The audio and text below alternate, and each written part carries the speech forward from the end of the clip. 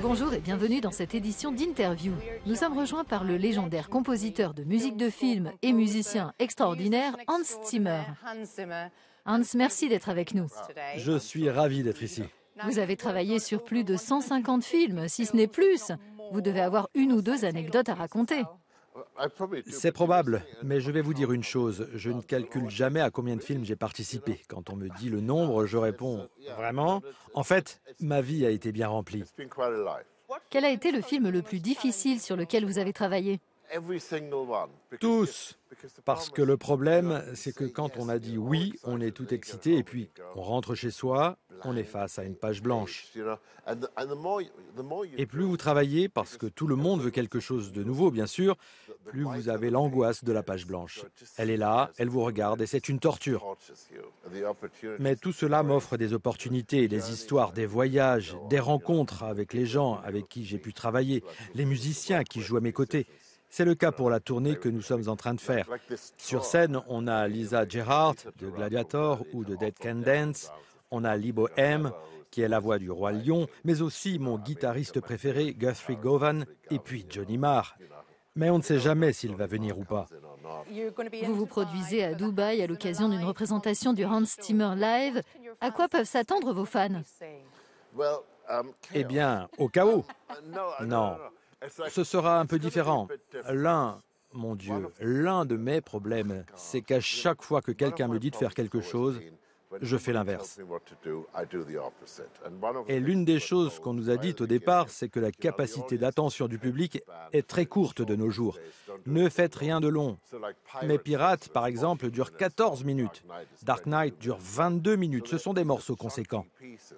J'ai aussi un super groupe actuellement, j'ai probablement le meilleur groupe de musiciens que personne n'ait jamais eu. Et puis il y a le remarquable John Featherstone, qui est notre concepteur d'éclairage. Tout cela, c'est une chose. Le deuxième aspect, c'est que ce spectacle est comme la conversation que nous avons. Quoi qu'il arrive, quoi qu'il me vienne à l'esprit, je vois cela comme un grand dîner festif. Ce spectacle, c'est comme une conversation. Un moment intime avec combien de personnes ? Des milliers ? Je ne sais pas vraiment, peut-être entre 12 et 20 000 personnes. Mais c'est comme cela qu'il faut l'aborder. En tout cas, c'est mon avis. Et puis, cela consiste essentiellement à raconter de nouvelles histoires. 3 Golden Globes, 4 Grammy, 2 Oscars. Le premier, c'était pour Le Roi Lion, le second pour Dune, un film qui a été tourné à 2 pas d'ici, aux Émirats. Absolument, ils sont en train de tourner la suite en ce moment. Je vous assure, oui. Il est assez tôt. Ils y sont encore. Vous participez à cette suite ? Et je suis censé y être en ce moment. Il vous faut un taxi ? Oui, j'ai besoin d'un taxi. Non, ce que je veux dire, c'est que c'est un projet tellement passionnant. Et Denis Villeneuve l'est tout autant. Non seulement c'est un réalisateur remarquable, avec des idées remarquables. Vous savez, tous les réalisateurs viennent à vous avec une grande imagination, de grands projets. Ils vous séduisent pour que vous travailliez avec eux. Ils ont des idées incroyables.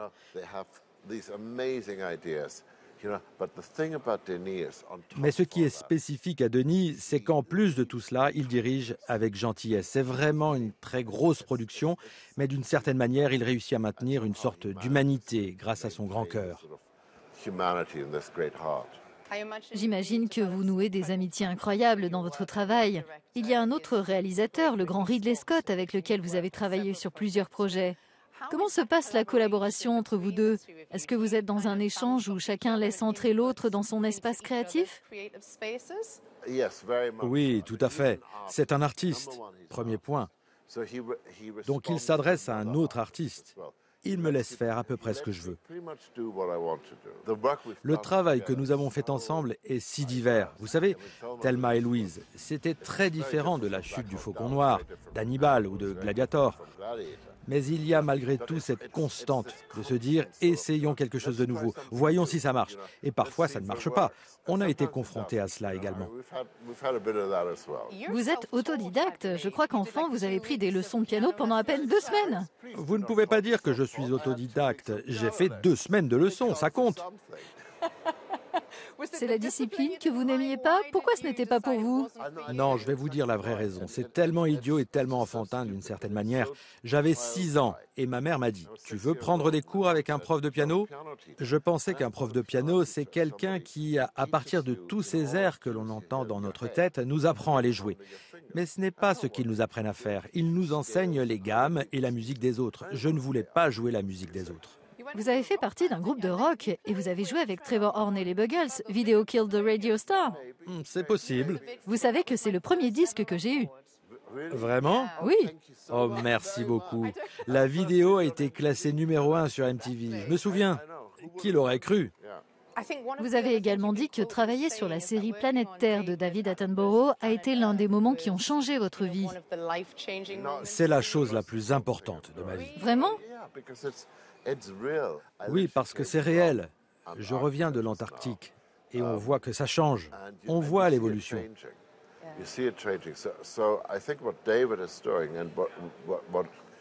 Donc je pense que ce que fait David avec mon petit coup de pouce, c'est qu'il nous rappelle que nous sommes censés être amoureux de cette planète, que nous partageons tous cette planète. Donc c'est capital.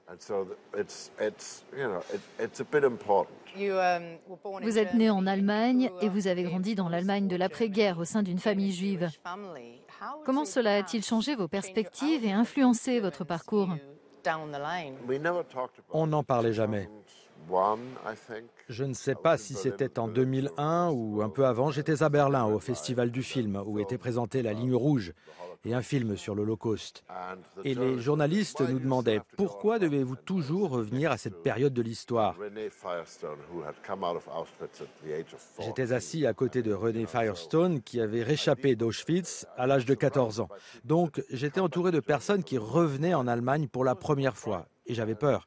J'ai dit « J'ai une relation étrange avec ce pays. Vous savez, je suis issu d'une famille juive. Ma mère s'est enfuie en Angleterre. Elle a encore un passeport anglais. »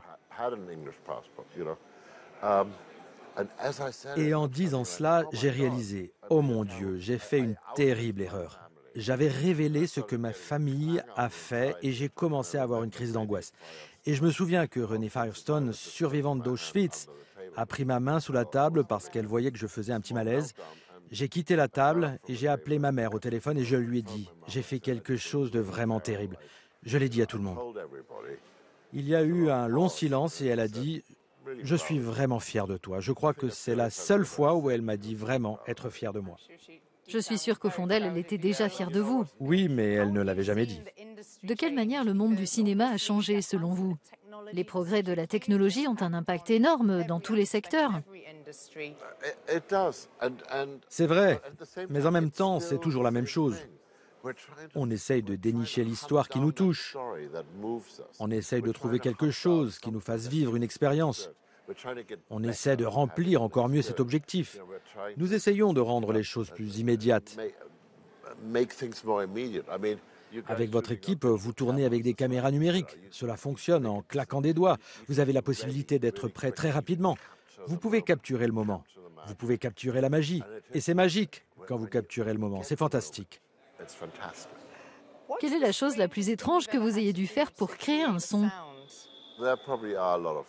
Probablement beaucoup de choses. Le son qui accompagne le Joker dans The Dark Knight est assez... C'était comme une expérience sans fin. Christopher Nolan était en train de terminer le film. Il allait de Los Angeles à Hong Kong, puis de Hong Kong à Londres. Et je lui ai acheté un iPod. J'y ai mis toutes mes idées et je lui ai dit « Qu'en penses-tu, Chris ?»